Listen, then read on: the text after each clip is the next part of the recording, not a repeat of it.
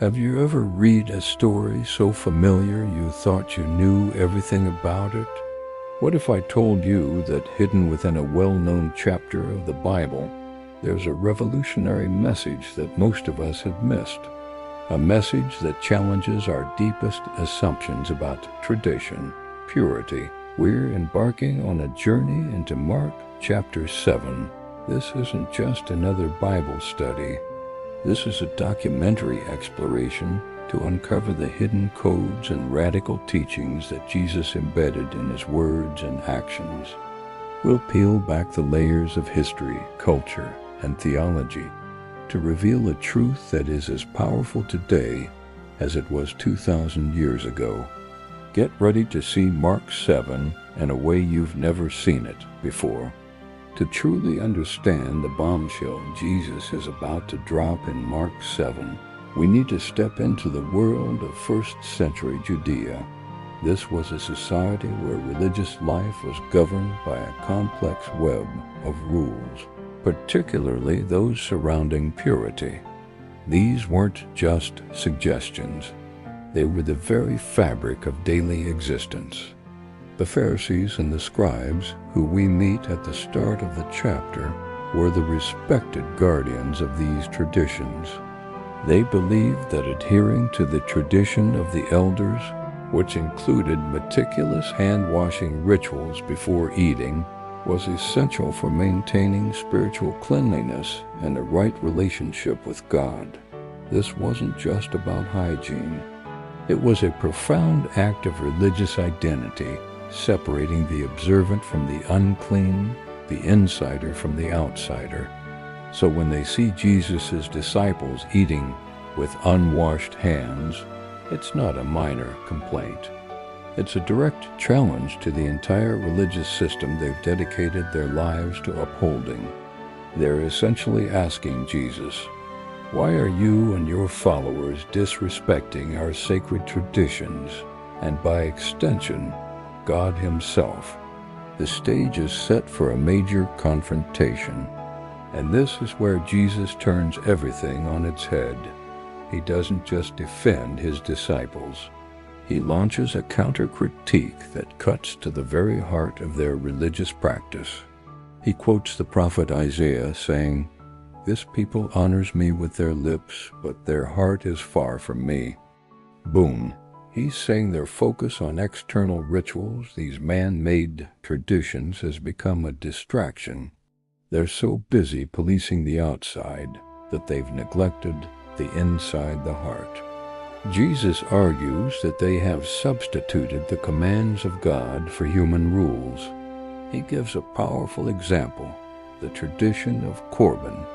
This was a loophole where someone could declare their property as a gift to God, which then conveniently exempted them from using it to care for their aging parents. They were using a religious tradition to get out of a direct commandment from God. Honor your father and mother. Jesus' point is devastatingly clear. Your traditions have not only missed the point, but they're actively causing you to disobey God. This isn't just a debate about hand-washing anymore. It's about the very nature of true worship. Then Jesus calls the crowd over. He wants everyone to hear this next part. And what he says is one of the most radical statements in the entire New Testament. He declares, "Listen to me, all of you, and understand. There is nothing outside a person that by going in can defile them, but the things that come out of a person are what defile them." Let that sink in. For a culture obsessed with dietary laws and ritual purity, what you could and couldn't eat, what was clean and unclean, this was an earthquake. He is effectively sweeping away centuries of tradition in a single sentence. Later, when the disciples ask him to explain, he doubles down. He says, "Do you not see that whatever goes into a person from outside cannot defile, since it enters not the heart, but the stomach, and is expelled?" And then Mark, the author of the Gospel, adds his own editorial note, a little clue for his readers. Thus he declared all foods clean. This is monumental. Jesus is redefining the entire concept of purity. He's shifting the focus from the external to the internal, from what we consume to what we produce from our hearts. What truly matters, Jesus says, is what comes from within. He provides a chilling list: evil thoughts, sexual immorality, theft, murder, adultery, coveting, wickedness, deceit, sensuality, envy, slander, pride, foolishness. This is the stuff that truly makes a person unclean. It has nothing to do with what you ate for lunch or whether you washed your hands in a specific way. True defilement comes from a corrupt heart. This teaching was revolutionary. It democratized holiness. It meant that anyone, regardless of their ritual status or ability to follow complex rules, could have a pure heart before God. It's not about being a perfect rule follower. It's about the orientation of your soul. This moves religion from a performance to a relationship, from a checklist of do's and don'ts to a deep internal transformation. It's a message of profound freedom, but also profound responsibility, because it forces us to look in the mirror and examine what's truly inside our own hearts. Just when we think the chapter has reached its climax, the story takes a surprising turn. Jesus travels to the region of Tyre, a Gentile, non-Jewish area. This is significant. He has just finished a debate about purity and boundaries, and now he deliberately crosses a major geographical and cultural boundary. There, a Syrophoenician woman, a Gentile, a complete outsider, comes to him begging for him to heal her daughter. Initially, Jesus' response is shocking. He says, "Let the children be fed first, for it is not right to take the children's bread and throw it to the dogs."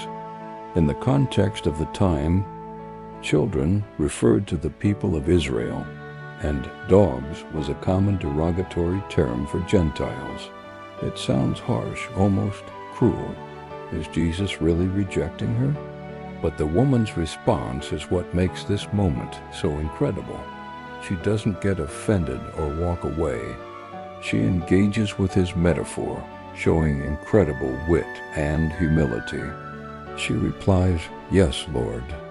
Yet even the dogs under the table eat the children's crumbs."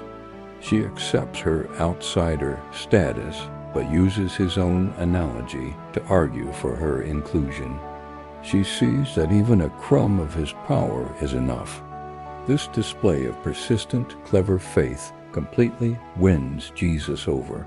He responds, "For this statement you may go your way. The demon has left your daughter." This interaction is the living embodiment of the lesson he just taught. The Pharisees, the ultimate insiders, had hearts far from God. This woman, the ultimate outsider, displays a profound faith that pierces through all cultural and religious barriers. Her heart was in the right place, and that's all that mattered. So what is the hidden message of Mark 7 when we put all the pieces together? It's a radical declaration that the kingdom of God is not defined by our traditions, our ethnicity, our diet, or our rituals. It is defined by the condition of our heart and the nature of our faith. Jesus systematically dismantles the man-made walls that we build to separate us from them, the clean from the unclean. First, he challenges the authority of human traditions over God's commands. Second, he redefines defilement, moving it from an external issue to an internal one. And finally, he demonstrates this principle in action by welcoming and healing a Gentile woman, an outsider who shows more faith than the religious insiders. The entire chapter is a journey from the inside out. It's a call to examine our own hearts. What are the traditions in our own lives, the prejudices, the assumptions, the routines that might be keeping us from truly loving God and our neighbor? This 2,000-year-old text speaks directly to our world today. We still build walls. We still judge others based on externals, their background, their appearance, their beliefs. We create our own purity codes, our own in-groups and out-groups. Mark 7 challenges us to look past these superficial divisions and see the heart. It asks us, are we more concerned with following the rules of our social or religious group than with cultivating love, mercy, and justice? Are we honoring God with our lips while our hearts are filled with pride, envy, or judgment? The story of the Syrophoenician woman is a powerful reminder that faith can be found in the most unexpected places, and that God's grace extends far beyond the boundaries we create. The message is clear. True faith is not about being the perfect insider. It's about having a humble heart that is open to God, no matter who you are or where you come from. The hidden message of Mark 7 is ultimately a message of radical inclusion and profound self-examination. It's a call to break down the walls in our hearts and in our world. Jesus shows us that what makes us right with God isn't about what we do on the outside, but who we are on the inside.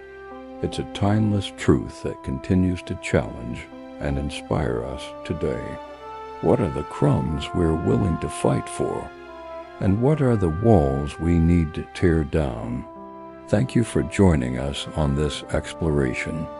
If this journey has given you a new perspective, don't forget to like this video, subscribe to our channel, and share your thoughts in the comments below.